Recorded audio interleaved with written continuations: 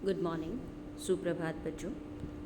आज हम अपने शिक्षा निदेशालय राष्ट्रीय राजधानी क्षेत्र दिल्ली द्वारा भेजी जा रही कार्यपत्रक 1 पर चर्चा करेंगे। विषय हमारा हिंदी है, कक्षा हमारी 7 है। कक्षा यहाँ मिसप्रिंट है बेटा, तो क्षय आएगा यहाँ पे। क और श से मिलकर बनता है अक्ष। ठीक है, कई बार जब हम कंप्यूटर पे काम करते हैं तो इस तरह से हमारा मिसप्रिंट वहाँ पर हो जाता है, तो हम इसे ठीक करके लिखेंगे। ठीक है, और उसके बाद विद्यार्थी का नाम, कक्षा अध्यापिका का नाम और साथ साथ विषय अध्यापिका का नाम भी हम ज़रूर लिखेंगे, है ना। और आज का दिनांक 7/7/2021। हम इस वर्कशीट को पढ़ना शुरू करते हैं। कितना सुंदर यहाँ लिखा हुआ है और हमने किया भी है।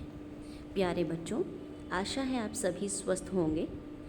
आपने पिछली कक्षा में कार्यपत्रिकाओं के माध्यम से अपने पाठ्यक्रम के साथ साथ बहुत सी अन्य गतिविधियों का भी अभ्यास किया।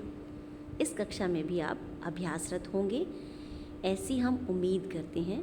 अभ्यास की इसी कड़ी में हम एक अपठित गद्यांश का अध्ययन करें, है ना। तो चलिए शुरू करते हैं। निम्नलिखित होता है, निम्न होता है नीचे, लिखित होता है लिखा हुआ। निम्नलिखित अपठित जो हमने कभी भी नहीं पढ़ा, है ना। गद्यांश को पढ़कर दिए गए प्रश्नों के उत्तर लिखिए। गद्यांश है ये, है ना। गद्य में से एक अंश लिया गया है, तो वो उसे हम कहते हैं गद्यांश। चलो शुरू करते हैं। मित्र को पथ प्रदर्शक माना जाता है।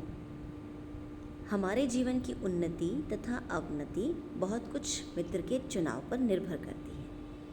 एक यहाँ पर मैं आपको बताना चाहती हूँ बच्चों कि अपठित गद्यांश को जब हम सॉल्व करते हैं तो बहुत बार क्या होता है कि जो हम सवाल हैं उनको एक नज़र मार लेनी चाहिए, क्योंकि बहुत बार ऐसा होता है कि शुरू की लाइनों में ही हमारे उत्तर हमें दिख रहे होते हैं, लेकिन हमेशा ऐसा नहीं होता।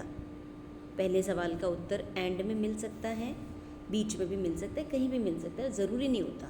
इसलिए एक नज़र इसमें पढ़ लेनी चाहिए हमको, ताकि अगर उत्तर मिल रहा है तो हम उसको देख सकें। ठीक है, आसानी से और जल्दी से हो जाए हमारा काम, लेकिन ध्यान से। चलिए, मित्र को पथ प्रदर्शक माना जाता है। हमारे जीवन की उन्नति तथा अवनति बहुत कुछ मित्र के चुनाव पर निर्भर करती है। जिसको थोड़ा सा भी कम पढ़ना आता है, तो जिस तरह से मैं पढ़ रही हूँ उससे आप सीख सकते हो। तो पहला सवाल तो हमसे बात कर रहा है, मित्र हमारे लिए क्यों आवश्यक है। तो ये तो आप सभी भी बता सकते हो। सबसे पहले मित्र हमारा साथी होता है और साथ ही पथ प्रदर्शक होता है, यानी हमें रास्ता दिखाने वाला, और हमारे जीवन को जो है अच्छा बनाने वाला। लेकिन हमें मित्र का चुनाव बहुत अच्छे से करना चाहिए। ठीक है, मित्र हमारे लिए आवश्यक है, ये आप कह सकते हो। इसलिए आवश्यक है क्योंकि मित्र जो है हमारा साथी होता है और हमारे पथ को प्रदर्शित करने वाला होता है, एक तरह से हमें रास्ता दिखाने वाला होता है। ये हमारा उत्तर बनेगा। ठीक है। दूसरा सवाल कहता है, कैसे मित्रों का साथ हमारे लिए लाभकारी नहीं है। इसको हम दिमाग में रखते हैं और गद्यांश को पढ़ते हैं, हो सकता है आंसर आ जाए। चलिए, अतः मित्र का चुनाव करते समय हमें विशेष सावधानी से काम लेना चाहिए। ऐसे लोगों का साथ करना हमारे लिए लाभकारी नहीं है। देखो आंसर आ रहा है, नहीं है। कैसे लोगों का देखते हैं, जो हमसे अधिक दृढ़ संकल्प के हों। हमसे ज़्यादा दृढ़ संकल्प अगर दूसरे हमारे साथी में है तो वो हमारे लिए लाभकारी नहीं होता। ये गद्यांश हमें कह रहा है। ऐसे मित्र की हर बात हमें माननी पड़ती है, इससे हमारे चरित्र का स्वतंत्र विकास नहीं हो सकता। तो हम ये आंसर लिख सकते हैं कि कैसे मित्रों का साथ हमारे लिए लाभकारी नहीं है, कि हमसे अधिक अगर दृढ़ संकल्प के हैं तो ऐसे मित्र की हमें सारी बात माननी पड़ती है और इससे हमारा विकास नहीं हो पाता। तो हमें ऐसे जो मित्र हैं वो नहीं चाहिए, है ना।